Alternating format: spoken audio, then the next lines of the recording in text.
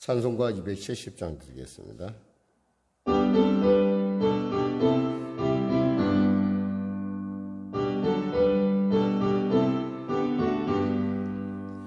편찮은 주님의 사랑과 거룩한 보혈의 공로를 우리 다 찬양을 합시다.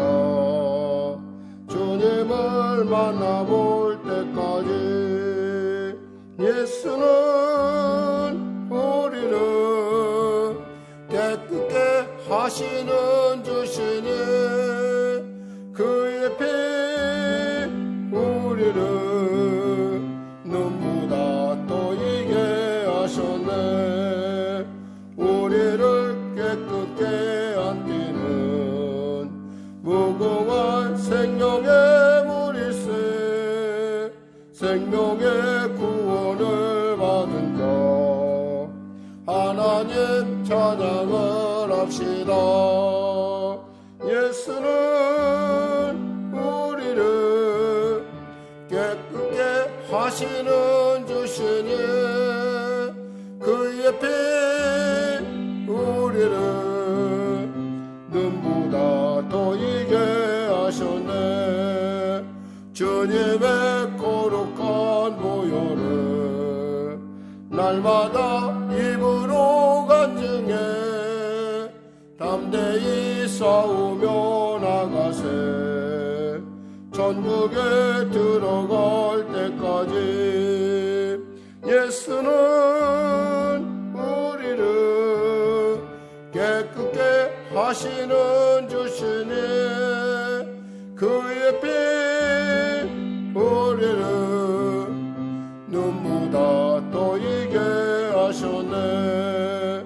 십자가 단단히 붙잡고 날마다 이기며 나가세.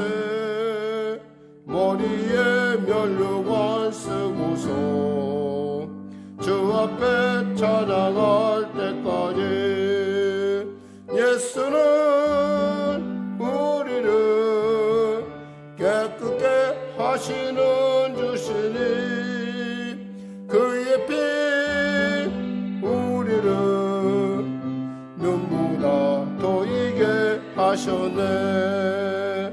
아멘. 기도하겠습니다. 하나님 감사합니다. 오늘도 하나님께서 귀한 아침, 은혜의 아침, 복된 아침, 승리의 아침을 허락하심을 감사합니다.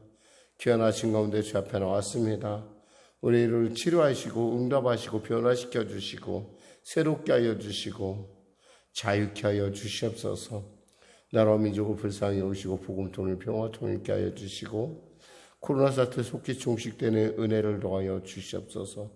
한국교회 가운데 크신 은혜를 베풀어 주시고 회복의 은혜와 또 아버지의 다시금 성령의 불로 다시 재충만되는 놀라운 은혜를 베풀어 주시옵소서. 성령의 길을 불쌍히 여기시고 도와주시고 오늘도 아버지 주 안에서 하나님의 은혜를 꿈꾸며 달려가는 우리 귀한 성도들의 삶 가운데 영혼이 잘림같이 범사가 잘리며 강건한 은혜가 넘치게 하여 주시옵소서. 하나님 영상으로 또한 아버지 현장에서 드린 성도의 심령마다 성령의 놀라운 살아계심의 증거가 나타나게 하여 주시옵소서. 감사하며 예수님의 이름으로 기도드립니다. 아멘. 하나님은 살아계십니다. 오늘 여러분과 은혜 나누실 말씀은 사도행전 23장 말씀입니다. 사도행전 23장 말씀. 신약성경 228쪽입니다. 사도행전 23장 말씀. 우리 하나님 말씀 같이 합독하도록 하겠습니다.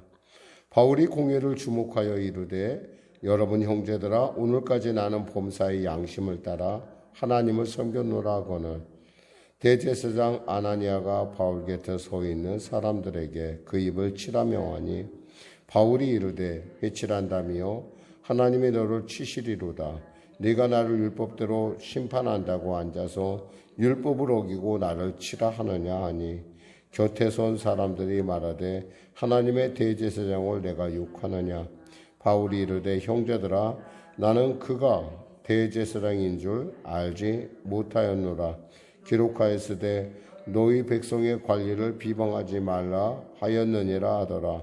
바울이 그중 일부는 사두개인이요 다른 일부는 바리새인인 줄 알고 공회에서 외쳐 이르되 여러분 형제들아, 나는 바리새인이요 또 바리새의 아들이라. 죽은 자의 소망 곧 부활로 말미암아 내가 신문을 받노라. 이 말을 한즉 바리새인과 사두개인 사이에 다툼이 생겨 무리가 나누어지니 이는 사두개인은 부활도 없고 천사도 없고 영도 없다 하고 바리새인은 다 있다 함이라. 크게 떠들세 바리새인 편에서 몇 서기관이 일어나 다투어 이르되 우리가 이 사람을 보니 악한 것이 없도다. 혹 영이나 혹 천사가 그에게 말하였으면 어찌하겠느냐 하여 큰 분쟁이 생기니 천부장은 바울이 그들에게 찢겨질까 하여 군인을 명하여 내려가 무리 가운데서 빼앗아 가지고 영내로 들어가라 하니라. 그날 밤에 주께서 바울 곁에 서서 이르시되 담대하라. 내가 예루살렘에서 나의 일을 증언한 것 같이 로마에서도 증언하여야 하리라 하시니라. 날이 새매 유대인들이 당을 지어 맹세하되 바울을 죽이기 전에는 먹지도 아니하고 마시지도 아니하겠다 하고 이같이 동맹한 자가 40여 명이더라. 대제사장들과 장로들에게 가서 말하되 우리가 바울을 죽이기 전에는 아무것도 먹지 않기로 굳게 맹세하였으니 이제 너희는 그의 사실을 더 자세히 물어보려는 척하면서 공의와 함께 천부장에게 청하여 바울을 너희에게로 데리고 내려오게 하라.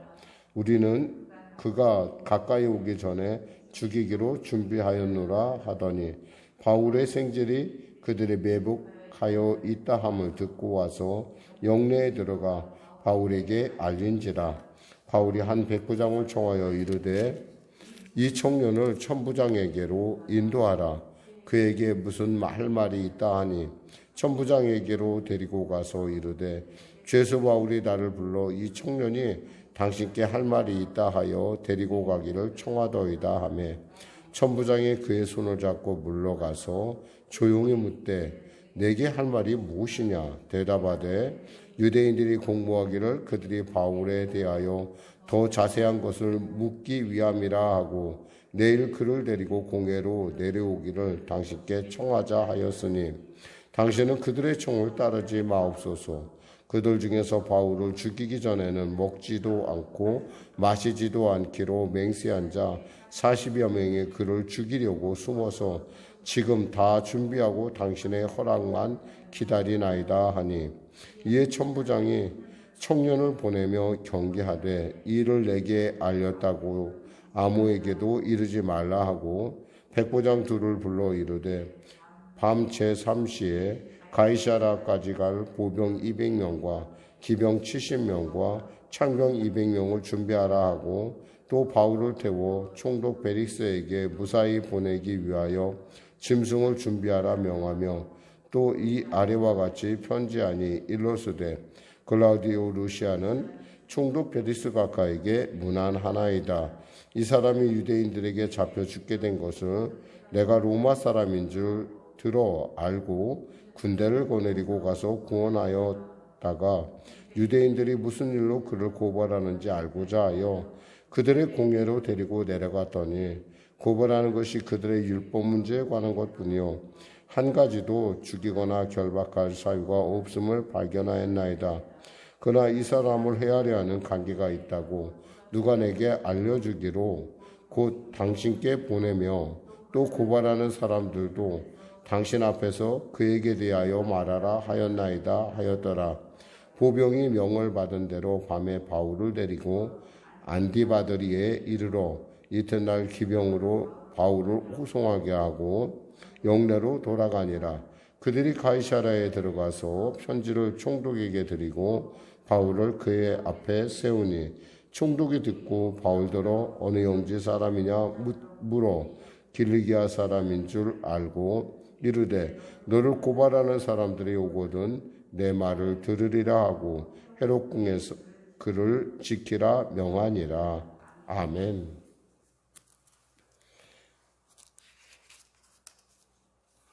오늘 특히 여러분과 은혜 나눌 부분은 사실은 1절에서 그 11절 부분입니다. 1절에서 11절 부분인데요. 바울이 이제 이렇게 그 예수를 율법을 어기라 하고 이렇게 자신들의 어떤 그런 기득권을 자신들이 말하는 어떤 예수를 전함으로 말미암아 어떤 기득권의 위협을 느꼈던 기존 세력들은 특히 그리고 또 그 디아스포라로서 바울에 대해서 적개심을 가진 자들은 바울이 예루살렘에 있을 때 그를 어떻게든 간에 그를 어휘하든 간에 죽이기로 그렇게 결론을 합니다. 그런 결과로서 결국에는 바울이 사람들에게 잡혀갈 만한 죽을 뻔한 위기 가운데 천부장에 의해서 구함을 받죠. 그러면서 이미 알다시피 이제 바울에게 혹시 잘못된 것이 있을까요? 신문하려 했을 때 바울이 로마 시민이라는 말을 듣고 이제 그것을 풀고 대신에 이제 공회로 이제 그를 데리고 갑니다. 우리가 그 부분을 알 수 있는 부분이 어느 부분인가 하니 이렇게 루시아의 편지 중에 이런 말이 있습니다. 유대인들이 28절에 보니까 유대인들이 무슨 일로 그를 고발하는고자 알고자 하여 그들의 공회로 데리고 내려갔더니 라는 부분이에요. 긴급 공회를 이제 소집한 거예요. 이 공회란 뭐냐면 바로 사내들인 공동체를 얘기합니다. 이 사내들인 공동체는 인원이 70명 내지는 71명이에요. 대제사장이 그 해의 대제사장이 그 회장이 되고 그 다음 이제 바리새인과 서기관, 흔히 말해서 우리로 말하면 이제 국회와 같은 역할을 하는 어떤 그 지역에 로마 사람들은 있잖아요. 그 남의 지역을 통치할 때 자기들의 어떤 방식을 고수한 것이 아니라 그 지역의 법을 따라서 그 지역 사람들에게 자치권을 줬어요. 다만 이 사내들의 권한은 어디까지냐면 사형을 언도할 권한은 있는데 집행할 권한은 누가 있냐면 총독이 갖고 있었어요. 그러니까 그러함에도 불구하고 이 로마라는 나라가 그래도 오랫동안 역사상에 존재할 수 있었던 것은 그들이 법을 굉장히 중시했다는 거예요. 법. 물론 그 법이 황제에 따라 변하긴 했지만 그럼에도 불구하고 원로원을 중심으로 해서 그들이 그 법을 문제를 논의하고 그 법을 지키는 것에 대해서 굉장히 존중하는 어떤 그런 부분이었다는 거죠. 그러니까 함부로 사람을 죽이거나 함부로 자기들 마음대로 할 수가 없었어요. 그렇기 때문에 이제 루시아가 이제 그 바울을 이제 긴급 바울을 위한 바울이 도대체 무슨 일을 했길래 이렇게 위협을 겪고 이렇게 죽을 뻔하게 이렇게 맞아 죽게 생겼는가라는 걸 알고 싶어서 이제 공회를 소집했습니다. 이 공회를 소집하고 나서의 어떤 지금 바로 이 부분입니다. 그래서 이제 바울이 이제 공회에 갔는데 지금 그들에 대하여 형제들아라는 얘기를 합니다. 형제들아라는 이 말은 뭐냐면 당신들은 나와 나의 바로 동포 가까운 형제 친지라는 겁니다. 한마디로 말해서 만일에 이들에 대해서 바울이 조금이라도 이렇게 좀 존중함이 어떤 좀 이들에 대한 어떤 그런 긍휼함이 없이 그냥 사무적으로 대한다고 한다면 이 질문을 어떻게 되냐면 공회원들아 이렇게라고 얘기했어요. 사내들인 공회원들아 이렇게 해야 되는데 그렇게 하지 않고 형제들아 함으로써 이들과 나는 같은 동족이라는 것을 이렇게 공감대를 표시하는 것을 볼 수 있어요.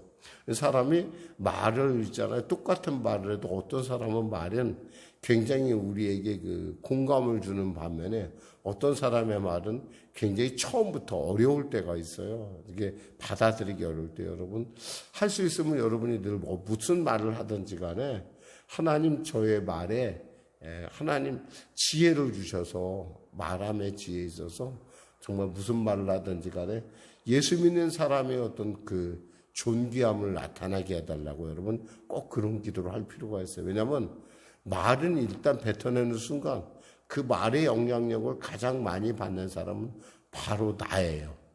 그 사람이 아니라 그 사람에게 내가 어떤 적대감을 갖고 대한다 하더라도 그 적대감을 품는 순간에 그 적대감에 해를 받는 사람이 누구냐? 바로 나라는 걸 여러분이 아셔야 돼요. 그러니까 우리가 언제나 말을 할 때 우리가 살리는 말, 힘주는 말, 긍정적인 말을 써야 되는 것이 뭐냐면 그 영향을 가장 내가 제일 먼저 받기 때문에 그렇다는 거예요. 그러니까 여러분 이왕이면 어떠한 순간에도 예수 믿는 사람의 품격을 잊지 마세요. 그러니까 말할 때 물론 목사님 어떻게 품격 있게만 삽니까? 알죠. 그런데 여러분이 그렇게 의식하고 살다 보면은 여러분의 말이 결국엔 여러분의 인생을 결정한다는 거예요. 그러니까 말과 태도가 여러분의 삶을 결정한다는 것이죠. 그 이제 그렇게 바울이 이제 시작을 합니다. 오늘까지 나는 범사에 양심을 따라 하나님을 섬겼노라 하거늘 나는 내 모든 일을 내가 명세컨대 나는 양심을 따라 하나님께서 내게 주신 선한 양심을 따라 나는 말씀을 따라 하나님을 섬겼다. 이것은 부당하다는 거예요. 내가 너희들 앞에 서야 될 이유가 없다라는 얘기야. 한마디로 말해서. 그러자 대제사장 아나니아가 막 바울 곁에 서 있는 사람들에게 그 입을 치라 명하니 2절에 대제사장 아나니아라는 사람이 있었어요. 아마 지금 이 당시에 대제사장은 아나니아라는 사람이었던 것 같아요. 여러분 아나니아라는 사람에 대해서 여러분 많이 들었죠. 아나니아. 또 보니까 아나니아가 3번 나와요. 보니까 아나니아와 삽비라. 그리고 또 뭐예요? 다메섹에 있는 아나니아, 제자 아나니아. 그 다음 오늘은 또 뭐예요? 대제사장 아나니아. 이 이름이 그만큼 흔하다는 건데 그만큼 이 이름의 뜻이 굉장히 좋다라는 거예요. 이 이름은 하나님은 은혜로우시다라는 거예요. 근데 사실 이 대제사장은 역사에 의하면 그에게 대하여 기록된 바에 의하면 요세푸스가 쓴 어떤 그 역사서에 의하면 이 사람은 굉장히 악한 사람이었다고 돼 있어요. 그러니까 성전에서 백성들이 드리는 11조를 자기 소유로 갈취하지 않나, 횡령하지 않나, 아니면 자신에게 적이라고 하면은 수단과 방법을 가리지 않고 죽이고 또 그들을 폭력을 행하는 아주 악한 제사장이라고 이 사람이 기록되어 있는 사람이야. 그러니까 원래 그 죄를 정하고서 나도 이 일을 처리해야 되는데 그런 것이 아니라 무조건 입을 치라는 얘기는 뭐냐면 무조건 저 사람은 나쁘다라고 생각하고 있는 거예요. 그러니까 나쁘니까. 그러니까 바울이 뭐라고 얘기합니까? 3절에 회칠한 담이요라고 얘기하는 거예요. 회칠한 담. 회칠한 담은 여기서 보면은 겉으로 보면 멀쩡한데 속 안에 뭐가 있다는 거예요? 시체가 있다는 거예요. 썩는 것이 있다는 거예요. 당시 그 유대인들은 장마나 어떤 그런 그 큰 폭우와 비가 지나가면은 사람을 묻었던 그 어떤 무덤의 흔적들이 다 쓸려 내려가요. 그러다 보니까 이것이 무덤인지 뭔지 잘 몰라요. 그러면 제사장들이 다니면서 그 무덤에다가 회치를 해놨어요. 왜냐하면 그 죽은 자와 접촉하는 사람은 부정하다고 그랬잖아요. 레위기의 율법에 그러기 때문에 부정하지 않게 피해 다니라고 회치를 해놓는 거죠. 그러나 사실 그 안에는 뭐가 있다는 거예요? 회칠되어 있다는 것은 겉으로 보기엔 괜찮아 보이지만 속으로는 뭐예요? 썩어 있다라는 거예요. 그러니까 바울도 욕을 하는 거예요. 입을 치라라는 얘기는 실제로는 그 당시 유대인들의 입장에서 볼 때는 굉장히 수치스러워. 그러니까 이 사람에게 수치를 주는 거예요. 그러니까 저 사람의 말은 들을 가치도 없다. 제 말은 들을 가치가 없다라는 거예요. 그것에 대해서 바울도 발끈해서 지금 얘기를 하는 거죠. 야, 회칠한다며 하나님이 너를 치시도다. 네가 나를 율법대로 심판한다고 앉아서 율법을 어기고 나를 치라느냐. 율법에 의하면은 두세 사람의 증인을 듣고 그것이 확실하다 했을 때 사람을 치는 거예요. 근데 지금 뭐예요? 그냥 대뜸 입을 쳐라 이 얘기를 하는 거죠. 그러자 사람들이 얘기합니다. 곁에 선 사람들이 4절에 하나님의 대제사장을 내가 욕하느냐. 여기서 우리가 알 수 있어요. 그럼 사내들인의 어떤 구성으로 볼 때 대제사장은 복장이 같았을까요? 달랐을까요? 절대 다른 복장이 있다는 거예요. 근데 지금 이 회의가 이 바울의 혐의를 점을 밝히기 위한 이 사내되는 공동체가 갑자기 모였다는 거야. 갑자기 모였으니까 옷을 입을 겨를도 없었던 거예요. 대제사장이라고 옷을 입어야 되는데 옷을 못 입고 그냥 평상복으로 오니까 바울이 볼 때, 그리고 물론 바울이 이 대제사장을 잘 알고 있었지만 지금 이 대제사장은 바울을 잘 모르는 사람이라는 거예요. 안면이 없는 사람이라는 거죠. 그러니까 복장도 그러지. 그러니까 모르죠. 모를 수밖에 없습니다. 그러자 내가 하나님의 대제사장을 욕하느냐라고, 왜 이렇게 발끈하느냐라고 얘기하니까 바울이 이르되 형제들 나는 그가 대제사장인 줄 알지 못하였노라. 기록하였으되 너희 백성의 관리를 비방하지 말라 하였느니라 하더라. 이 얘기는 뭐예요? 레위기 말씀인데, 이 말씀은 출애굽기 말씀인데 출애굽기 22장 28절에 나오는 부분입니다. 너희들의 관리를 대접하라. 관리. 근데 이 말 안에는 반대의 의미가 있어요. 네가 관리라고 한다면 법대로 심판을 해야지 왜 네 임의대로 하느냐라고 하는 말도 있는 거예요. 그러니까 우리가 말을 들을 때 말에는 늘 언제나 이렇게 양면성이 있다는 거예요. 그러니까 사람들하고 우리가 말할 때 우리가 정말 조심해야 되는 건 그 말이 내게 부메랑이 돼서 다시 돌아올 수 있다는 거예요. 어제에 이어서 계속 말에 대해서 얘기를 하는데 정말 우리가 좀 말조심을 많이 해야 돼요. 말 한마디만 잘해도요, 천냥빚을 갚는다고 그랬어요. 예수 믿는 사람은 정말 이 말하는데 정말 품격이 있어야 돼요. 막 쉽게, 배고파 죽겠어. 나는 좋아 죽겠어. 여러분 이런 말 쓰지 마세요. 죽는 건 저절로 죽을 텐데 뭘 죽겠다고 얘기를 해요. 그래서 살다고 하는 일이잖아요. 그러니까 배고파 살고 힘들어 살고 즐거워 살고 그런 거예요. 우리의 말의 한마디가요, 결국 우리 인생을 결정한다는 걸 생각한다면 정말 중요한 일이에요. 그래서 이 바울은 뭐라고 합니까? 나는 그가 대제사장인지 알지 못하였노라. 기록되었을 때. 그러니까 바울은 얘기하는 거면, 바울 내가 너보다 더 율법에 대해서 내가 더 잘하는 것 같다. 이게 어찌된 일이냐라는 뜻이에요. 너희 백성의 관리를 비방하지 말라 하였느니라 하더라. 바울이 그중 일부는 이제 그러면서 이렇게 바라보니까 그들 중에 절반은 일부는 사두개인이요. 그 다음은 바리새인이라는 사실을 발견했어요. 이게 뭐냐면 사두개인이라는 것은 사독의 자손이라는 거예요. 사독 들어봤죠?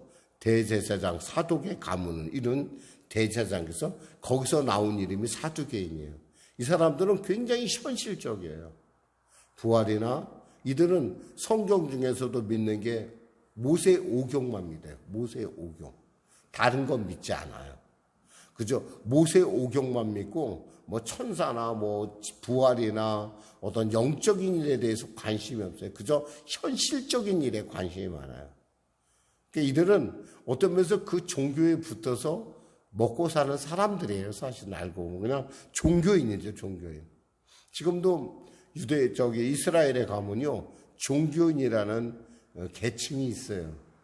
여러분이 아마 이스라엘 이렇게 사람들, 이스라엘 사람들을 이렇게 촬영하는 어떤 그런 것들 보면 이렇게 동그란 빵 모자 같은 거 쓰고 까만 거 쓰고 옷을 좀 까만 옷 비슷한 좀 특이한 옷을 우리가 볼 때 저 사람 까만 옷을 위아래로 입었네? 이런 사람들을 볼 수 있는데 바로 그 사람들을 얘기해요. 그 사람들에 대해서는 국가에서 먹고 살 만큼의 저기를 줘요. 사례비를 줘요. 그러니까 그 사람들이 10명만 모이면 뭐가 되냐면 회당이 이루어지는 거예요. 그러니까 어떤 사람은 회당을 이루기 위해서 자식들을 많이 낳는다고 그래요. 그래서 자식들을 많이 낳아서 거기다 그래서 한 가족이 회당이 될 수도 있어요. 많이 낳고 그래서. 그러면 이제 국가에서 모든 것을 다 이렇게 먹여주고 이렇게 그들에 대해서 종교 생활하는 거에 대해서 대가를 지불하는 것을 지금도 우리가 볼 수가 있어요. 그러면서 그 중에 일부는 사두개인이요, 다 바리새인. 이 바리새 사람들은 어떤 사람이에요? 말씀대로 살자는 주의 사람들이에요. 근데 이제 말씀대로 살다가 보니까 뭐가 좀 지나치기 시작을 했어요.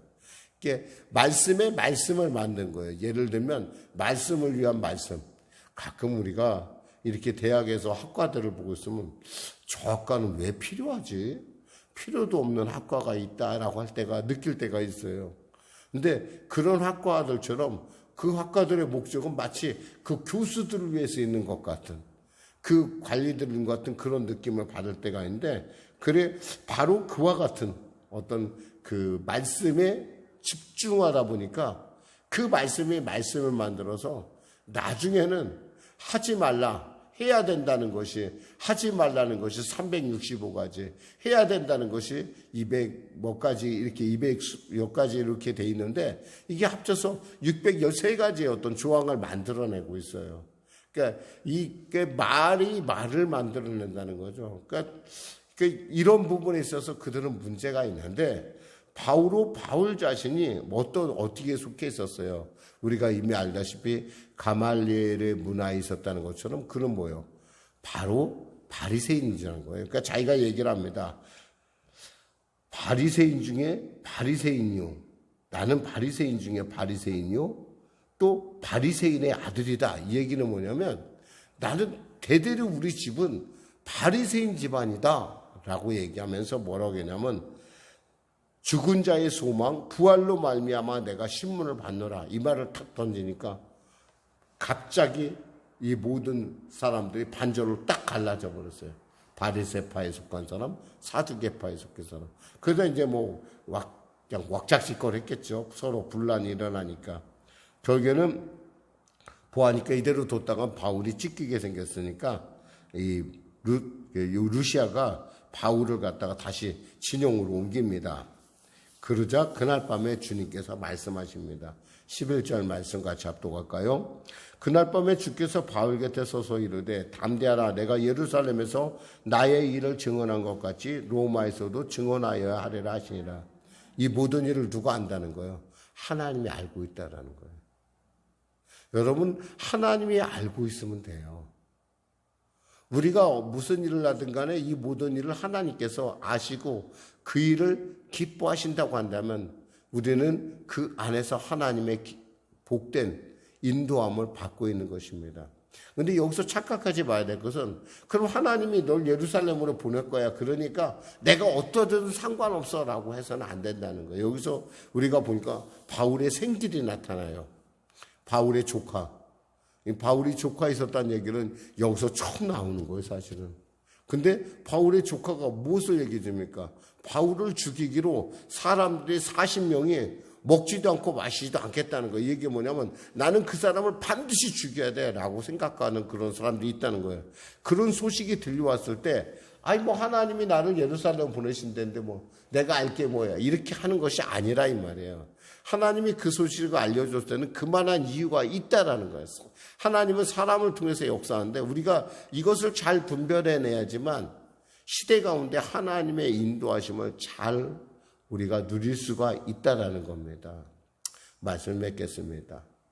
우리가 무엇보다도 어떤 일을 하든지 간에 정말 말을 품격 있게 해야 될 것이고 또 우리가 이 모든 일이 하나님이 알고 계시다고 있다는 확신을 가지고 여러분이 나아갈 때 그것이 있다면 여러분이 그 말씀을 어떻게 해석할지에 대해서도 여러분이 분별력을 얻어야 할 필요가 있다라는 겁니다. 기도하겠습니다. 하나님 감사합니다. 말씀을 전했습니다. 이 새벽에도 하나님께서 우리에게 언어 생활에 대해서 그리고 우리가 어떻게 그것을 분별해야 될지에 대해서 우리로 생각하는 귀한 시간을 갖게 하시면 감사합니다. 오늘 하루 살아갈 때 사랑하는 성도들 하나님과 동행하는 삶을 살 뿐만 아니라 하나님 백성답게 그 입술의 고백이 존귀하고 아름답게 하여 주시옵소서. 예수님의 이름으로 기도드립니다. 아멘. 우리 말씀 생각하고 찬양하겠습니다. 찬송가 502장입니다.